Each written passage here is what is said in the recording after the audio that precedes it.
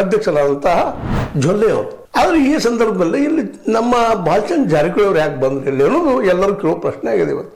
ಅದರಲ್ಲೂ ಕತ್ತಿಯವರ ಪರ ಇದ್ದಂಥ ಅಥವಾ ಕತ್ತಿಯವರ ವಿಚಾರಧಾರೆ ಉಳ್ಳಂಥವರು ಅಥವಾ ವಿರೋಧಿಗಳು ಇನ್ನೂರು ಕೇಳ್ತಾ ಇದ್ದಾರೆ, ನೀವು ಯಾರು ಇದ್ರಲ್ಲ, ನೀವು ಇದ್ರ ಡೈರೆಕ್ಟರು ಅಲ್ಲ ಅಥವಾ ಮೆಂಬರು ಅಲ್ಲ, ಏನೋ ಇರ್ಬೋದು, ಇಲ್ಲ ಅಂತಲ್ಲ, ಇವತ್ತು ಡೈರೆಕ್ಟರ್ ಅಂತ ಅಲ್ಲ ಅಥವಾ ವಕ್ತಾರರು ಅಲ್ಲ, ಕೆಲವೊಬ್ಬರು ಅದನ್ನು ಪ್ರಶ್ನೆ ಮಾಡಿದ್ರಿ, ನೀವು ವಕ್ತಾರ ಏನ್ರಿ ಅಂತೇಳಿ.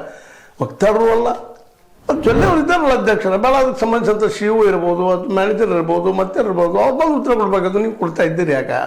ಅದರಲ್ಲೂ ಜಯಶೀಲ್ ಶೆಟ್ಟಿ ಅವ್ರ ಪರವಾಗಿ ಮಾತಾಡ್ತಾ ಇದ್ರಿ, ಇದನ್ನು ಸಮಸ್ಯೆ ಕಾರಣ ಆಗ್ತದೆ ಅನ್ನೋಂಥ ಮಾತುಗಳು ಹೇಳ್ತಾ ಇದ್ದಾವೆ.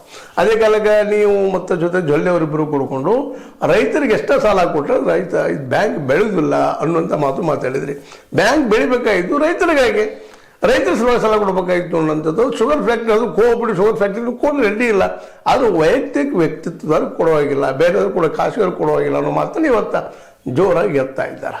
ಈ ಎಲ್ಲ ಹಿನ್ನೆಲೆಯಲ್ಲಿ ಇವತ್ತು ಬಾಲಚಂದ್ರ ಜಾರಕಿಹೊಳಿ ಅವರು ಒಂದಿಷ್ಟು ವಿವಾದಗಳ ಸುಳಿಯಲ್ಲಿ ಚಿಕ್ಕೊಳ್ತಾ ಇದ್ದಾರಾ ಅಂತ ಅನ್ನುವಂಥದ್ದು ಮಾತು.